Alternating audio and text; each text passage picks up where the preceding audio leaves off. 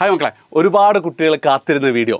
അതായത് നമ്മളെ നീറ്റിൻ്റെയും ജെയുടെയും റിപ്പീറ്റർ ബാച്ചിലേക്കുള്ള നമ്മുടെ ആദ്യത്തെ സ്കോളർഷിപ്പ് നിങ്ങളുടെ +1 മാർക്കിന് ബേസ് ചെയ്തുകൊണ്ട് നമ്മൾ അനൗൺസ് ചെയ്തതിന് ശേഷം നിങ്ങളുടെ +2 പരീക്ഷ കഴിഞ്ഞു, ജെയുടെ മെയിൻസിൻ്റെ റിസൾട്ട് വന്നു കഴിഞ്ഞു. അതിനുശേഷം ഒത്തിരി കുട്ടികൾ ഇങ്ങനെ നമ്മളോട് ചോദിക്കുന്നത്, സാറേ +2 ബേസ്ഡ് സ്കോളർഷിപ്പ് ഉണ്ടാവോ, ജെയ് പെർസെൻറ്റേജ് ബേസ് ചെയ്തിട്ടുണ്ടാവോ, അതേപോലെ തന്നെ നീറ്റിൻ്റെ മാർക്ക്, കീമിൻ്റെ മാർക്കൊക്കെ ബേസ് ചെയ്തിട്ട് സ്കോളർഷിപ്പ് ഉണ്ടാവും എന്നുള്ളത്, അതിനെക്കുറിച്ചുള്ള കംപ്ലീറ്റ് വീഡിയോ ആണിത്. അപ്പോൾ നിങ്ങളത് ഈ വീഡിയോ അവസാനം വരെ നിങ്ങൾ കാണാൻ, ഇൻ കേസ് നിങ്ങൾക്ക് ഈ നീറ്റിനും ജയിക്കൊന്നും താല്പര്യമില്ലെങ്കിൽ നിങ്ങൾക്ക് അറിയാവുന്ന നിങ്ങളുടെ ക്ലാസ് പഠിക്കുന്ന ഒത്തിരി കുട്ടികൾ ഇങ്ങനെ നോക്കുന്നുണ്ട്, എസ്പെഷ്യലി ഫിനാൻഷ്യലി കുറേ പുറകിൽ നിൽക്കുന്ന ആൾക്കാരുണ്ടാവും. അപ്പോൾ അവർക്ക് എന്ത് ചെയ്യുക, ഈ വീഡിയോ എന്തായാലും ഷെയർ ചെയ്ത് കൊടുക്കാം. അപ്പോൾ എന്ത് ചെയ്യാം, നമുക്ക് ഡയറക്റ്റ് നമ്മളെ സ്കോളർഷിപ്പിലേക്ക് കടക്കാം.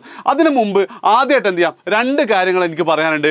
ഒന്നാമത്തെ കാര്യം എന്ന് പറയുന്നത്, നമ്മളിവിടെ പറയുന്ന മുഴുവൻ സ്കോളർഷിപ്പുകളും നമ്മളുടെ ഓൺലൈനിനും അതേപോലെ തന്നെ ഓഫ്ലൈനും എന്താണ് അപ്ലിക്കബിൾ ആണ്. ഒന്നാമത്തെ കാര്യം. ഇനി രണ്ടാമത്തെ കാര്യം എന്ന് പറയുന്നത്, നമ്മളുടെ ക്ലാസ്സസ് നിങ്ങൾക്കറിയാം മെയ് 15 മുതൽ നമ്മൾ സ്റ്റാർട്ട് ചെയ്യുന്നുണ്ട്. മെയ് 15 ബാച്ച് ഉണ്ട്, മെയ് അവസാനം ബാച്ച് ഉണ്ട്, ജൂൺ 1 ഉണ്ട്, ജൂൺ 15 നമുക്ക് ബാച്ച് ഉണ്ടാവും. അപ്പം ഇതിലുള്ള പല സ്കോളർഷിപ്പും എന്തായിരിക്കും, അല്ലെ, പല എക്സാം റിസൾട്ടുകളും ആ സമയത്തേക്ക് വരണമെന്നില്ല. അങ്ങനത്തെ കേസിലാണെങ്കിലും എന്തായിരിക്കും, നിങ്ങൾക്ക് ഇപ്പം തന്നെ ബാച്ചിലേക്ക് ജോയിൻ ചെയ്യാം. അതിനുശേഷം എന്താ, ഇപ്പോൾ ഒരു ജൂൺ 15 നമ്മളെ നീറ്റിൻ്റെ എന്ത് ചെയ്യാൻ വരുന്നത്, ഫൈനൽ റാങ്ക് വരാൻ പോകുന്നത്. അപ്പോൾ നിങ്ങൾ മെയ് 15 ബാച്ചിലാണെങ്കിലും നിങ്ങൾക്ക് ഇപ്പോൾ 100% സ്കോളർഷിപ്പ് കിട്ടിക്കഴിഞ്ഞാൽ ആ മുഴുവൻ എമൗണ്ട് നമ്മൾ എന്ത് ചെയ്ത് തരും, റീഫണ്ട് ചെയ്ത് തരും. അപ്പോൾ എന്ത് ചെയ്യണ്ട, ഈ റിസൾട്ട് വന്നിട്ട് ജോയിൻ ചെയ്യാന്നുള്ള രീതിയിൽ നിൽക്കേണ്ട. നിങ്ങൾക്ക് ഇപ്പം തന്നെ ജോയിൻ ചെയ്യാം. സ്കോളർഷിപ്പ് കിട്ടുകയാണെങ്കിൽ അത് മുഴുവനായിട്ട് നമ്മൾ റീഫണ്ട് ചെയ്ത് തരും. എത്രയാണോ നിങ്ങൾക്ക് സ്കോളർഷിപ്പ് കിട്ടുന്നത് ആ എമൗണ്ട് നിങ്ങൾക്ക് റീഫണ്ട് ചെയ്ത് തരുന്നതായിരിക്കും. റെഡിയാണല്ലോ? അപ്പോൾ നമുക്ക് എന്ത് ചെയ്യാം, ഏറ്റവും ഫസ്റ്റ് നീറ്റിൻ്റെ സ്കോളർഷിപ്പുകളെ കുറിച്ച് നോക്കാം. നീറ്റിൻ്റെ ആദ്യമേ നമ്മൾ അനൗൺസ് ചെയ്ത സ്കോളർഷിപ്പ് ഇതായിരുന്നു.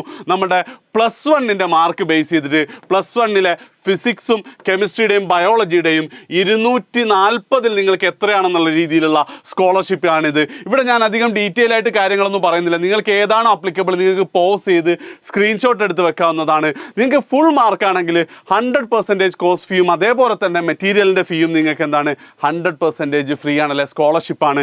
ബാക്കി ഓരോ മാർക്കിനുള്ള സ്കോളർഷിപ്പ് എമൗണ്ട് നമ്മളിവിടെ പറയുന്നുണ്ട്. ഇനിയിപ്പോൾ എന്താണ്, നിങ്ങളുടെ +1 +2 റിസൾട്ട് മെയ് 9 വരാൻ പോവാണ്. അപ്പം നിങ്ങളുടെ PCBയിലെ +1 +2 കമ്പൈൻഡ് ആയിട്ട് 600 നിങ്ങൾക്ക് ഈ ഒരു മാർക്കാണ് നിങ്ങൾക്ക് കിട്ടുന്നതെങ്കിൽ ഇതായിരിക്കും നിങ്ങളുടെ സ്കോളർഷിപ്പ് ഉണ്ടാവുക. പോസ് ചെയ്യുക, ആലോചിച്ച് നോക്കാം.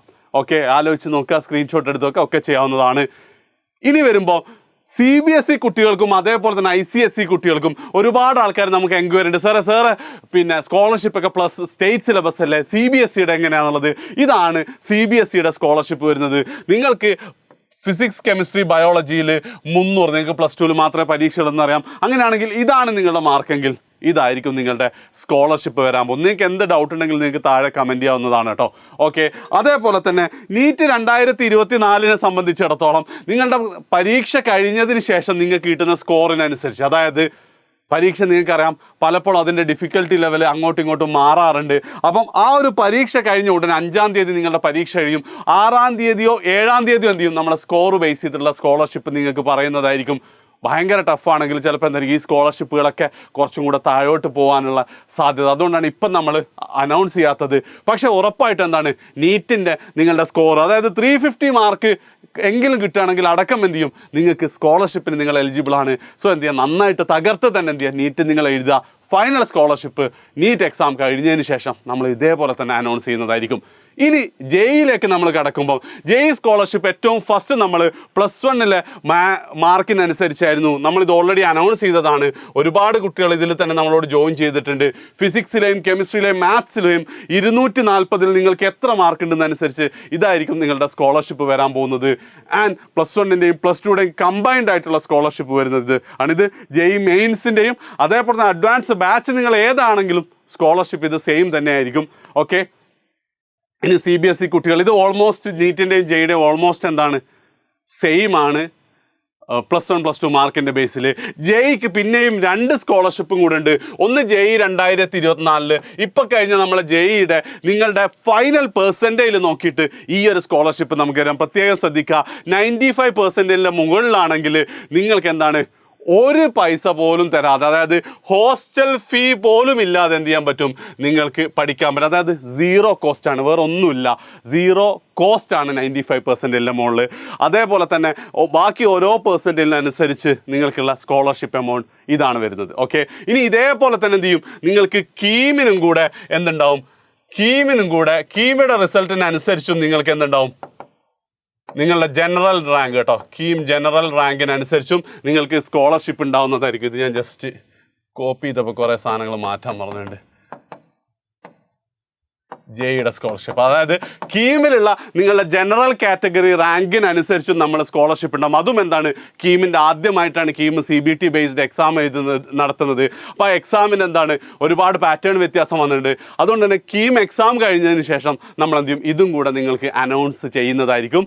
സോ നിങ്ങൾ എന്ത് ചെയ്യുക, നിങ്ങൾ ഇപ്പം മനസ്സിലാക്കേണ്ടത് എത്രയും പെട്ടെന്ന് നിങ്ങൾക്ക് ജോയിൻ ചെയ്യുകയാണെങ്കിൽ അത്രയും നല്ലതാണ്.